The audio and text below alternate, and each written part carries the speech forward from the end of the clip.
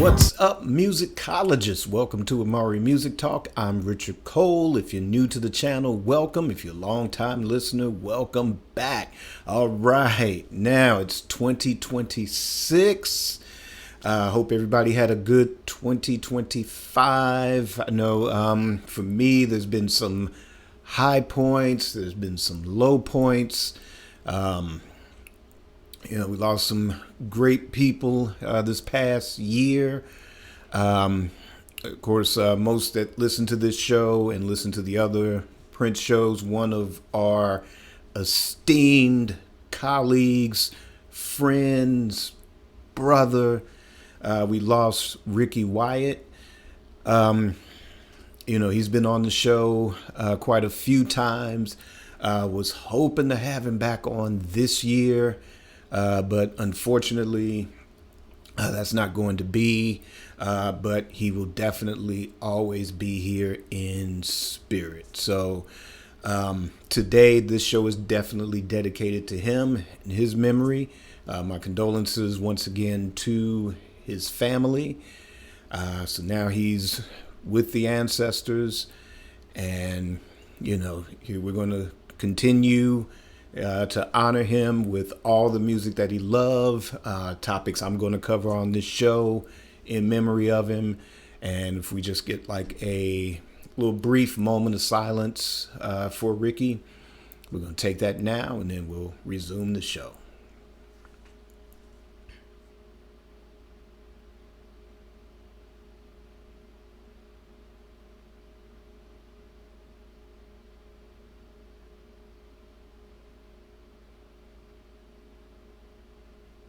Thank you, Ricky. And right, here we go.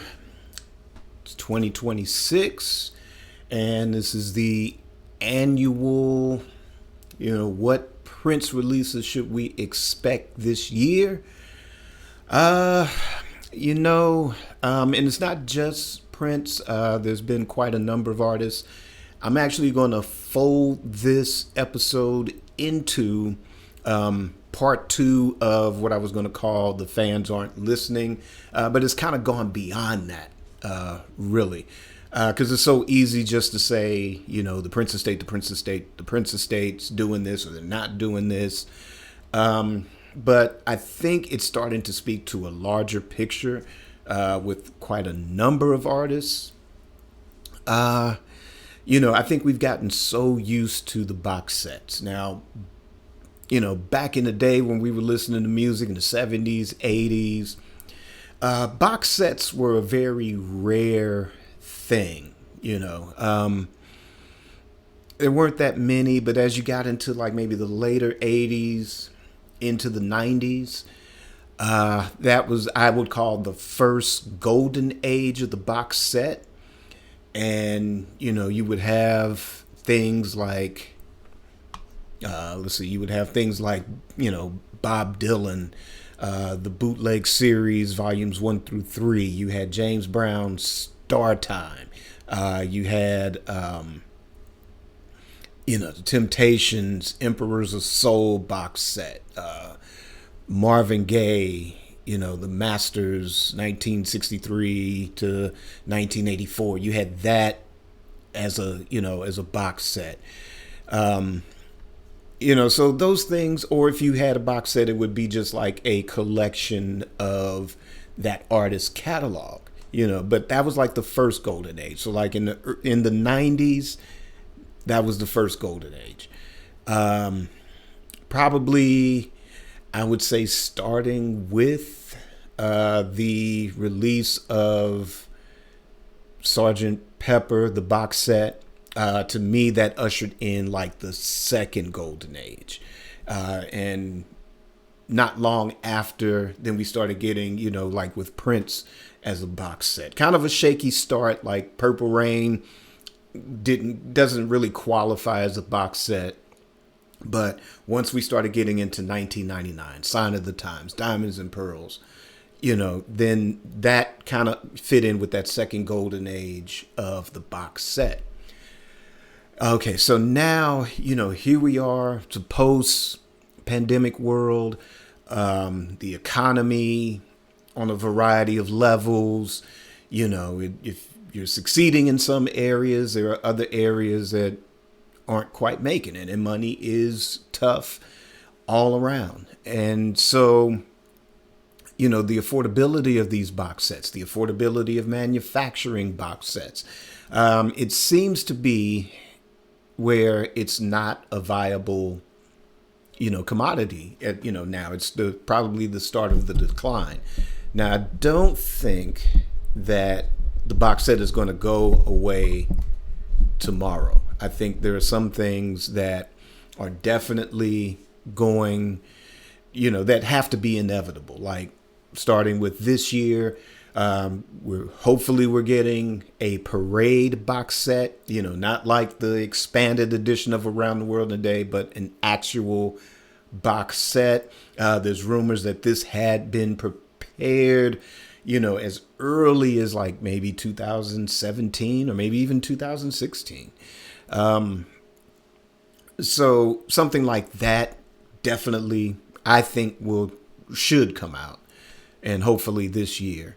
I know on the Beatles side of things, Rubber Soul had been the most anticipated, and it keeps getting bumped year after year for product that Beatles fans aren't 100% enthusiastic about. But there shouldn't be anything this year that would again bump Rubber Soul box set from coming out. So hopefully that will come out.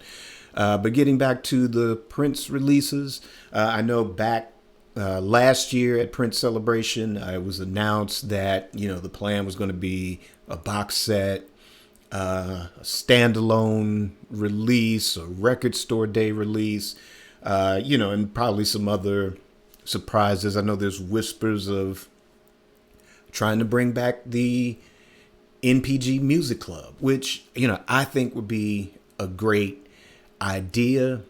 It would open the vault. I've done episodes where probably the best comparison would be Neil Young's website, his archive, where you pay a yearly fee. It was $20. I was paying it for a while.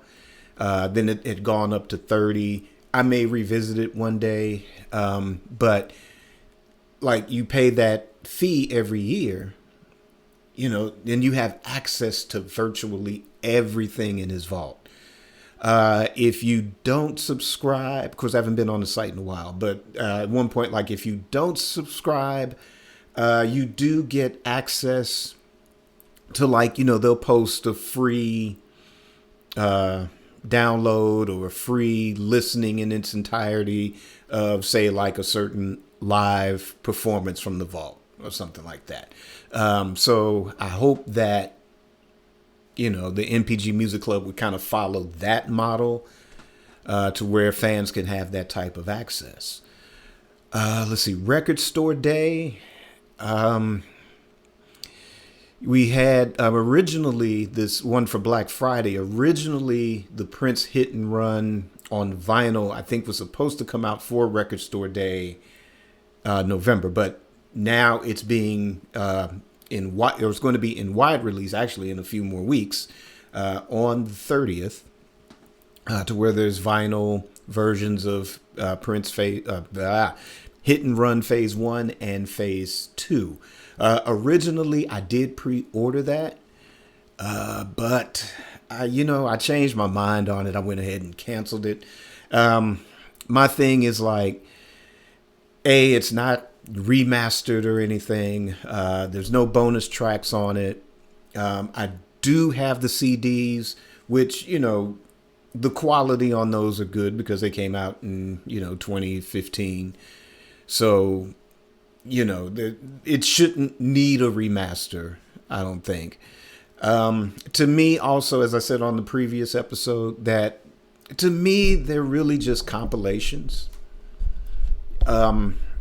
You can almost count Phase 2. Let's see, hang on for a second here. This always wants to do what it doesn't want to do. I've had this for years. And now it doesn't want to stay. Stay. There we go. Magic. All right. So, Hit and Run Phase 2, I think would work better calling it an album than a compilation. But to me, I think those were created mostly for streaming. And, that's when we're in the age or the beginning of the age of the playlist. Which was a great idea for streaming. And it was also a great idea on Prince's part, knowing that not everybody would have had access to Tidal, and not everybody wanted to sign up for Tidal. I used to have it. I still enjoy it as a business, but, like I say, trying to save some pennies here and there. I'm going to stay with my Apple Music, maybe revisit Tidal at some point. But for now, like I say, if it ain't making dollars, it ain't making sense right now. But like I said, he had the foresight to see that not everybody was going to have access to Tidal. So it made sense to have some type of physical media available. And this is at a point, too, most vehicles still had CD players in them. Most people still at that time bought CDs, but kind of as the next few years started to roll by, the CD kind of fell to the wayside a little bit. But, vinyl is still going strong. The CD is kind of making a comeback. So, yes, it makes sense to bring these things back into the public for, with physical media. So that's a good idea. But like I said, I'm not in a rush to get those. Again, I may go ahead and try to get them down the line. I have the CDs, so we'll see. But at least that's something that's going to be available to anyone that has missed out on those, or if you would like to have that on vinyl. Now, so we got, again, the Parade box set. To me, this would be, honestly, my most highest anticipated release. So I hope this is a reality. I hope, we'll get an announcement probably, closer to the end of the year. That's been kind of the norm, where it'll get released either somewhere between September and December. So I'm looking forward to the day that does finally get announced. And I hope it is a box set, that can stand up next to the Sign of the Times box set and the Diamonds and Pearls box set. And, again, like I said, that's probably one of my most anticipated projects. I always felt it was better than having an Around the World in a Day box set. But here's the thing. I think, where people argue, oh, there's not enough material in the vault, or there wasn't enough for this, he recorded it so soon after Purple Rain. There were enough tracks that could have been included in a box set for Around the World in a Day. There's originals for the family material. There's original Prince vocals for the Sheila E. material. Even though at the time that was being recorded, Around the World in a Day was pretty much done.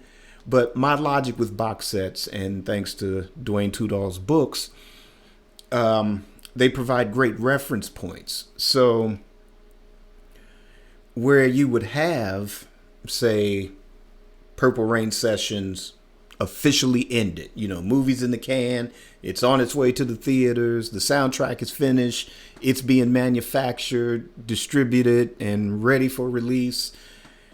From that point to the point where Under the Cherry Moon was going to be a reality and those actual sessions start, in between is enough material you could compile to make an Around the World in a Day box set. And I don't think that that's over. I don't think it will come out this year. I don't think it'll come out next year. I don't think it'll come out the year after that. But I do believe that it will see the light of day as a viable box set. And not every box set has to have live tracks with it. Although with Prince, it is a nice bonus. But there was no official tour, and I know people keep trying to tack on the the First Avenue rehearsal or dress rehearsal, which is a nice bootleg to listen to and to have, but to me, not of any quality.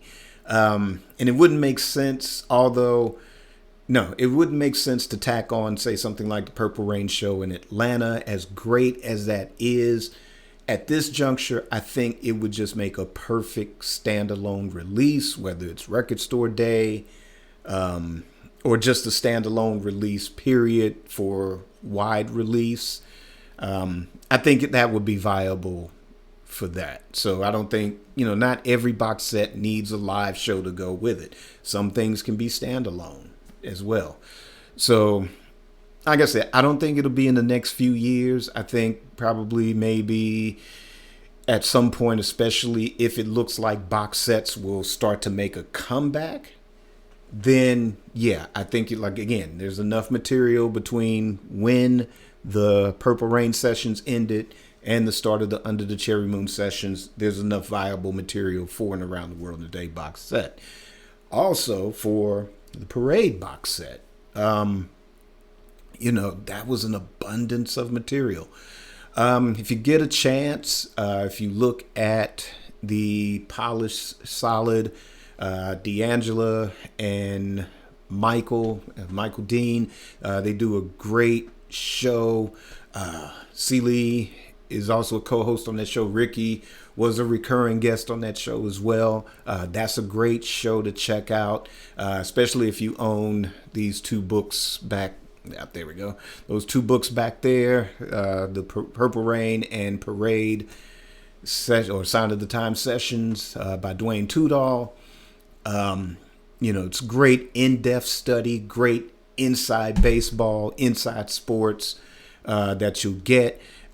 Factual, historical, Prince information. None of this mess you see on YouTube with the AI graphics and the AI animation talking about Prince visited a kid in the hospital and this song happened. Now, you don't want to get any of that mess. You get real facts. It was nice being on that show. I wish it was under better circumstances. But definitely, I'm shouting that show out. Check it out. Like I said, if you're new to Prince, or if you watch this show new to Prince and you want to take that deeper dive beyond what I talk about, that is definitely the show. You will see it on D'Angela's channel. I'll put a link up for that. And I'll put a link up for Michael Dean's Prince podcast as well. So those episodes are on both channels. And also, independent of that show, there's a wealth of episodes, interviews, and again, the facts. So by all means, check those out as well. But like I said, Parade is one of my most anticipated box sets, and looking forward to that dropping. And what else? I know it was teased or announced at Celebration that there might be a possibility for a Prince piano and a microphone, the actual tour, not the piano and microphone from the piano recording sessions from '83.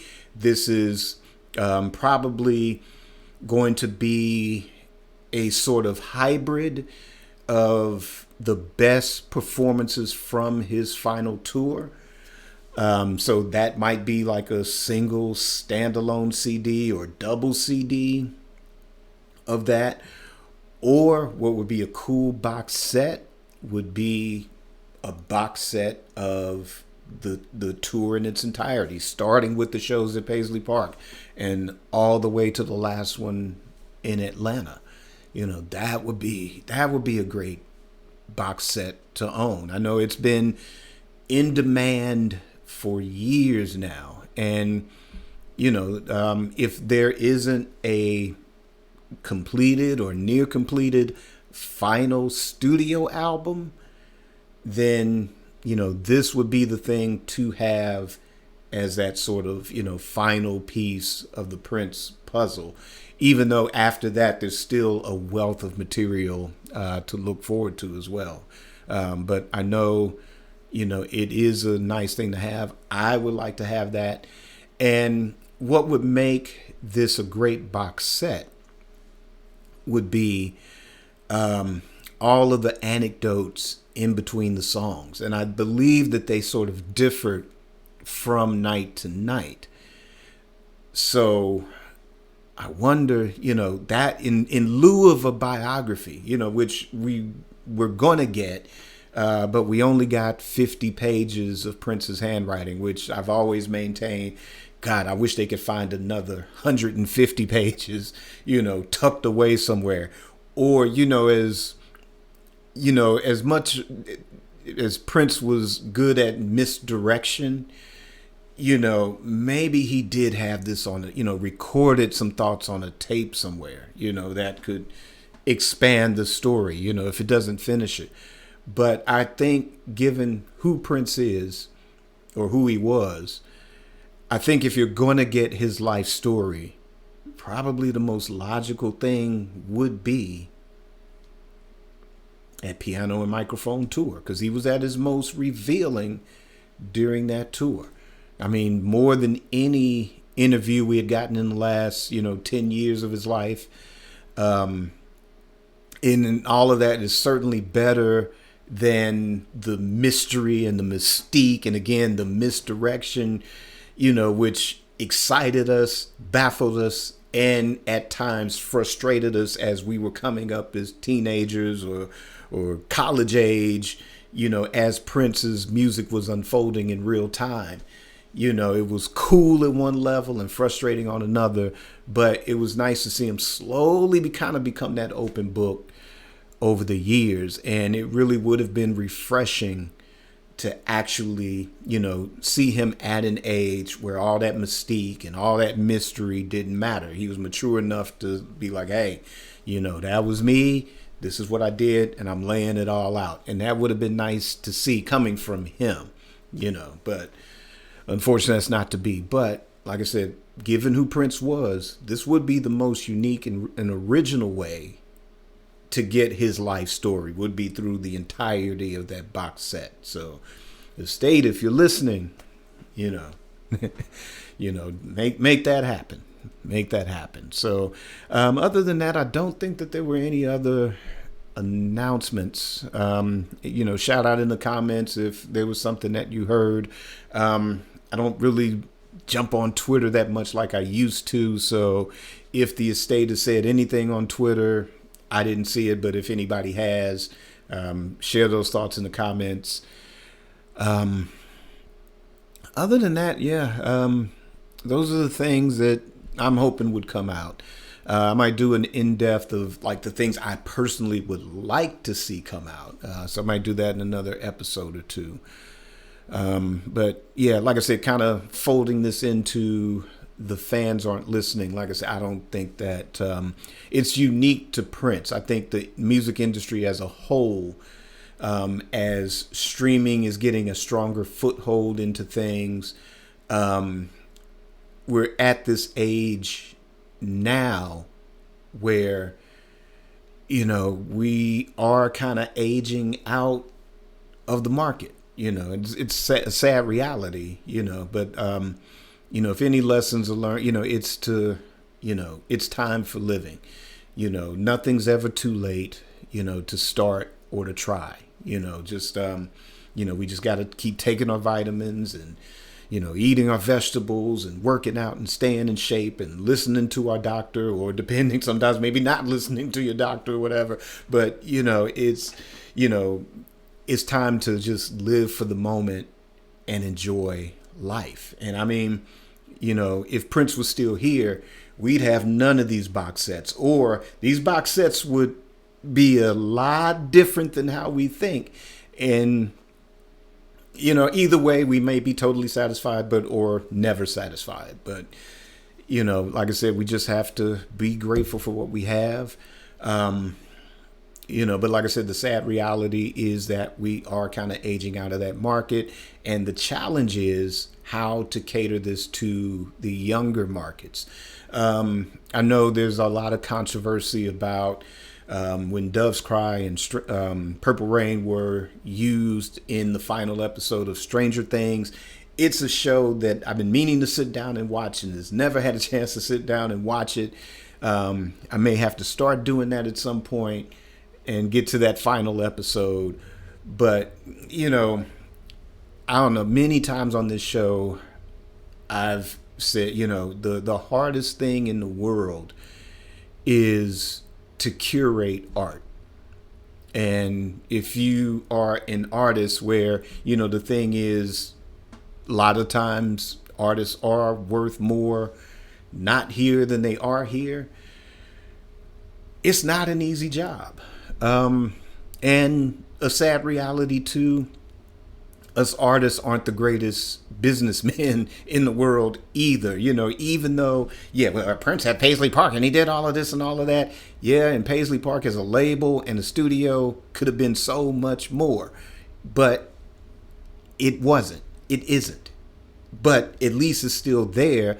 And at least he had some kind of foresight to turn it into a museum. True. But if you compare that to what Electric Lady is, to where, 50 plus years after Jimi Hendrix, left this plane of existence, that studio is still generating some of the greatest art ever. D'Angelo, Erykah Badu, The Roots, Stevie Wonder. One of the first, because the thing is, after Jimmy left, the challenge was, how do we keep this thing open? It was, owing money because of its construction. And if Jimmy was still around, he probably could have, paid off some debts in about 2 or 3 concert tours. And with a finished album on top of that. But, that wasn't to be. So the challenge was to how do you make that, keep that making money? How do you keep that going? And, it was, who was that? Like, you had artists like Patti Smith. Lena Horne did an album at Electric Lady, which I kind of started to listen to, and I got to finish listening to that. But come on, Lena Horne making an album in Electric Lady, Led Zeppelin coming in to the studio. John Lennon has been in there with David Bowie.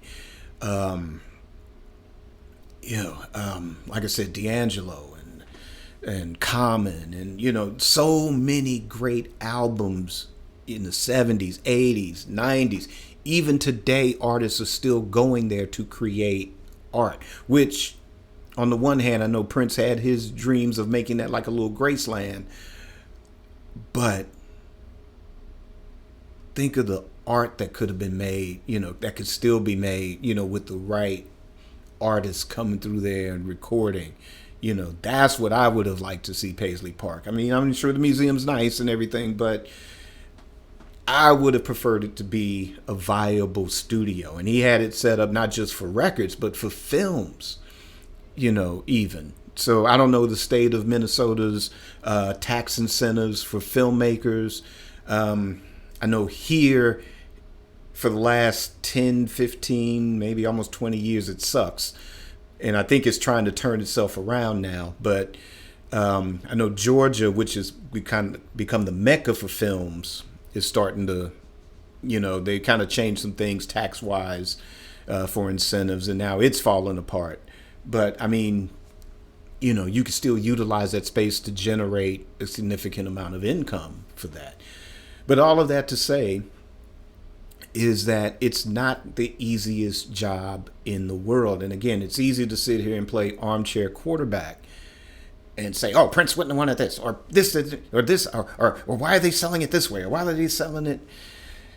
Let's put it this way. Like I said, I don't think my stuff is, not putting myself down, but most of my intellectual property, I don't see it in the millions, but I see it as viable. And I do see a good chunk of it as potentially being successful at something. And yeah, my biggest challenge is what to do after it's not here. Who's going to represent me and to represent honestly if I'm not here. And that's not to say my kids couldn't figure it out. They probably could. But, you know, it's not going to be an easy job. So, and like I said, also too, in the world of estate planning, like I said, without a viable estate plan, you know, like I said, there's people that will fight you over, people that you think would never fight you over $2 in the biscuit the minute somebody checks out. All of a sudden, they will fight you over that $2 in a biscuit for that. They'll fight over $20. It's sad, but it's true. But it's millions of dollars that's on the table, and regardless of what our feelings about who deserved to run it, we hear our biggest entertainers, Michael and Prince. The difference being one has a will, and there are questions about that. There's questions about, well, why is this person running the estate? Why is that person running the estate? Why is this happening? Why is this not happening? Yeah, it's not a pretty business. And like I said, it's easy to sit here and play armchair quarterback. I mean, as much of a Prince fan that I am, I wouldn't want that responsibility, to like, well, Richard, what should we do with the estate? What release? It's not one that I would desire. It would have to come with a serious amount of forethought and planning, on my end to want to tackle a responsibility that huge. And it's not an easy job. And at the end of the day, no matter what you do, nobody is going to be satisfied with that. I've been quoting examples all day of probably the best run scenarios: Jimi Hendrix, Frank Zappa, what Sean Lennon is doing ever since he took the reins over from Yoko, who's now retired. My goodness, it's like, he's been throwing down, but there's still some chinks at the armor. It's like no matter how great of the product that he's been turning out since he's been running it, there's somebody that, oh, well, they didn't put this song on it. And well, why didn't they? They could have put that song on it. And it's like, yeah, but it's still a great box set. It's still great. Where, the other Beatles are like, they're really, to me, they're behind. It's Sean doing a good job. I think Danny Harrison's doing a good job running George's stuff, but his stuff, it's a little bit slow in coming out. Paul is still walking the planet, and he stopped his box sets. There's 2 albums that fans have been begging for going on 5 or 6 years now. That's 2 Wings albums that still haven't seen the light of day as a box set. And those things keep getting bumped up and bumped off and bumped up and pushed back. So it's not just the industry. And like I said, it's not an easy job. It's so easy to sit here because we can make all kind of tapes, trade all kind of bootlegs all day, every day, and think we have an opinion. And it's not an easy job. It just really isn't an easy job. Like I said, to end it on a positive note, like I said, when I think about the bootlegs that, even starting to circulate now, it's been like the Wild Wild West as far as Prince stuff, bootlegs. I know I wanted to talk about the Diamonds in Love set that leaked. And then shortly after that, I can't remember what came right after that, but it's been that Hot Thing rehearsals that dropped. The Sign of the Times rehearsal that I just heard today, that YouTube or the estate or whoever's blocking it because the estate thinks it's something that they've released already and it's a totally different thing and it's been truncated. But the stuff that's been dropping, like I said, it's been the Wild Wild West on Prince releases this way, because the thing is, like I said, the fans aren't being listened to.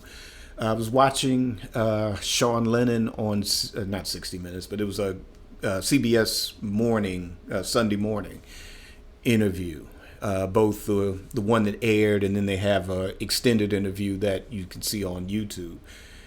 And one of the greatest things that he said was that it's like, yeah, I am now the custodian of my father's legacy. But I also feel like the world is the custodian of his legacy because he pays attention. He's on the social media. There's podcasters that have definitely gotten his ear to where, they get stuff well in advance to review, and review it honestly. Where, again, people playing armchair quarterback is sitting there, oh, they're paid by the estate to say good things about it. Da, da, da, da, da.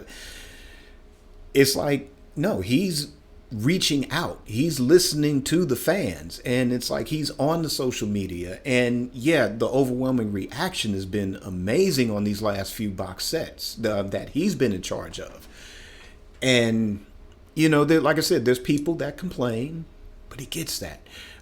Most people complain about price point, but what I like is that here's the box set that costs $1 gazillion. If you can afford to get it. But if you can't, here's the little 2 CD set you can get. Here's the single standalone of just the original album. Here's this set. And if all else fails, the whole thing is on streaming. There it is. And like I said, he does what he feels is the best way to represent that legacy. And yeah, no matter what and that's the thing he acknowledges, no matter what you do, there's going to be some people that are just absolutely never satisfied. And you're going to have to just roll with it and just listen to what you do best. So that's not saying this is, pro-estate or anti-estate or, dang the people that run it or yay to the people that's running it or anything. Like I said, my thing is I sit here as a pundit, a podcaster, and most importantly, a consumer. So, like I said, that whole thing with the hit and run set, it was like, oh, it's a fear of missing out. That was probably my initial reaction. It's like stocks where you had that one that it's like you missed out on it getting it low. And now that it's skyrocketing, you're trying to jump in, buying it when it's way up here instead of waiting for it to come back down and get it. It's that fear of like, oh, I'm going to miss out because everybody says this is the next big thing to have. And I think that was my initial reaction with having it on vinyl. And I think what I'm doing is kind of like dialing it back, and not just with prints, but, everything, because everything is so nice and shiny when it comes out. It's like, ooh, box set, gotta have it. Ooh, this came out, gotta have it. And no, it's like I want to get what I want to get and enjoy it. That's the incentive. And if it's good quality, like if this parade set comes out and if the right stuff is on it, comes with a nice, book with liner notes and anecdotes and this essay and that essay, cool. If it's got this, the original album and it's remastered, I can listen to the Dolby Atmos on streaming, or if they come out with a standalone Dolby Atmos, I'll get that in physical media. Yeah, I'll get it. But like I said, when it's something that it's like, well, okay, is it remastered? No. Does it have bonus tracks? No. Does it come with any extensive liner notes? No. Okay, do I really need it? Am I that much of a completist? Depends on what day it is I am, but no, I don't have to have every single thing. And everything that I do have, it's been great. It's been a blessing to have. But we'll see. We will see. So I'm going to kind of wrap it up here, but let me know what you think about what's coming out. What's your most anticipated Prince release for 2026? And most importantly, will we get it in 2026? Leave me a comment. Let me know your thoughts. And I'm going to end this episode today. For Ricky, I think probably the next episode is going to be I'm going to do a Madhouse episode. Don't know what I'm going to talk about yet, but he was the big Madhouse fan, bigger than all of us. And I thought I was a big Madhouse fan. So this will give me a chance to revisit that stuff and deep dive it. Other than that, there are some changes for the channel, so stay tuned for that as well. And this is 2026. This is going to happen. Thank you for tuning in. Until next time, create your day, create your life. Peace.